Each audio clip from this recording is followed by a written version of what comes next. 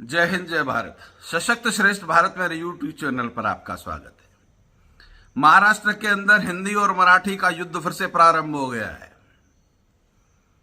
हिंदू हृदय सम्राट बाला साहब ठाकरे ने वीर शिवाजी के पद चिन्हों पर चलकर अपनी भाषा मराठी का सम्मान स्थापित करते हुए अपने आप को हिंदू हृदय सम्राट कहा था।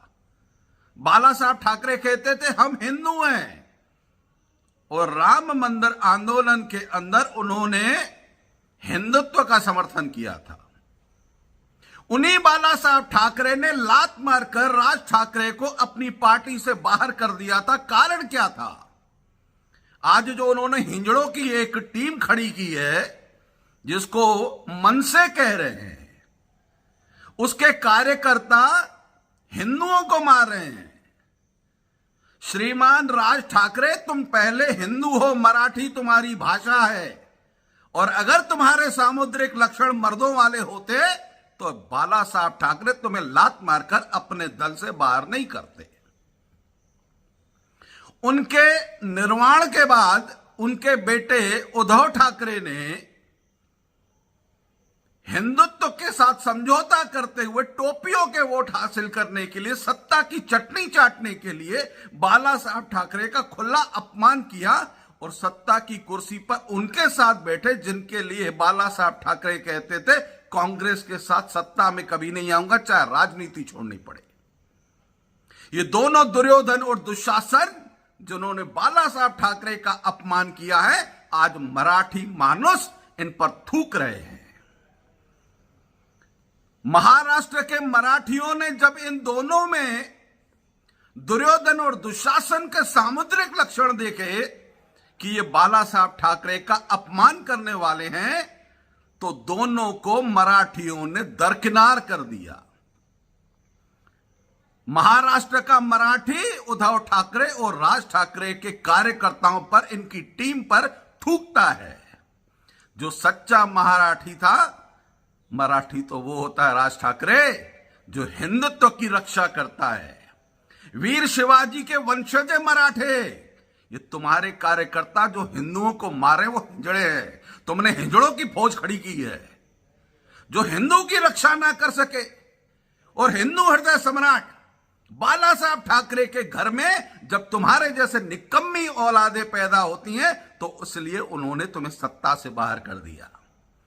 अगर उद्धव ठाकरे उनके रहते हुए कांग्रेस से समझौता करते तो शायद बाला साहब ठाकरे उन्हें भी लात मारकर अपने घर से बाहर निकाल देते, परंतु उसने सत्ता की चटनी अपने बेटे की लालच में चाटने के लिए पत्नी के कहने पर कांग्रेस के साथ समझौता किया। कारण बने शिखंडी संजय राउत। उस शिखंडी ने बाला साहब ठाकरे का अपमान करते हुए इनको ऐसे गलत ट्रैक पे ले गए कि आज मुल्ला मुलायम के बाद अगर इस भारत के अंदर किसी को मौलाना कहा जाता है तो उद्धव ठाकरे को। इस देश के मराठियों से आग्रह करता हूं, अगर आप सच्चे देशभक्त हैं, सच्चे हिंदू हैं, बाला साहब ठाकरे के प्रति अगर आपके मन में आस्था, भरोसा और विश्वास है, अगर आप मानते हैं कि उद्धव ठाकरे और राज ठाकरे गुंडागर्दी कर रहे हैं, मराठी भाषा का, मराठियों का और बाला साहब ठाकरे का अपमान कर रहे हैं, तो इनको भूलकर भी सत्ता के इर्द गिर्द भटकने मत देना। यही बाला साहब ठाकरे को सच्ची श्रद्धांजलि होगी। बाला साहब ठाकरे का सम्मान भारत का प्रत्येक हिंदू करता है, वीर शिवाजी की तरह करता है, परंतु इन दोनों निकम्मे दुर्योधन और दुशासन उद्धव ठाकरे और राज ठाकरे ने बाला साहब ठाकरे के साथ समस्त मराठी जाति का अपमान किया है। इनके हिंजड़े कार्यकर्ताओं ने जिस प्रकार से हिंदुओं को मारने का काम किया है, अरे तुम में हिम्मत है तो तुम्हारे नेताओं को बोलो ना, नेताओं को, कि वो अपने वक्तव्य और अपने भाषण मराठी में दें। क्यों न्यूज चैनल पर आकर हिंदी में बोलने लगते हैं? हिंदी हमारी मातृभाषा है, हम अपनी मातृभाषा का अपमान नहीं होने देंगे। सत्ता की कुछ मजबूरियों के कारण अगर सरकार को कोई बिल नीचे ऊपर करना पड़ा तो ये तुम्हारी विजय नहीं है। इस देश का मराठी पूरे भारत के अंदर है। गुजरात में मराठियों का अपमान नहीं होता, उन्हें रोजगार दिया जाता है। मध्य प्रदेश, राजस्थान और पूरे देश के कोने कोने में मराठी हैं और उन मराठियों को अपमानित नहीं किया जाता है, उन्हें मजबूर नहीं किया जाता कि गुजराती बोलो और राजस्थानी बोलो।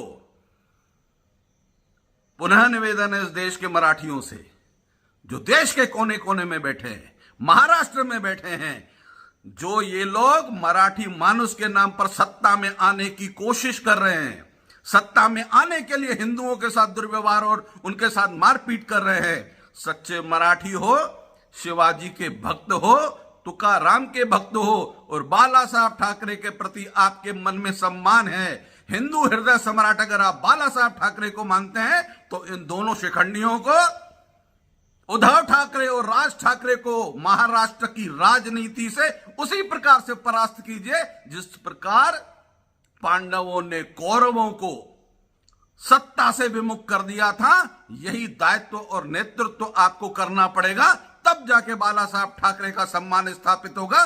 सच्चा शिव सैनिक वो होगा जो इनकी राजनीतिक औकात, जो अब के चुनाव में क्या आया था राज ठाकरे के पास, 0। अपने बेटे को जो चुनाव न जिता सका, ऐसा नेता अपने आप को गुंडा।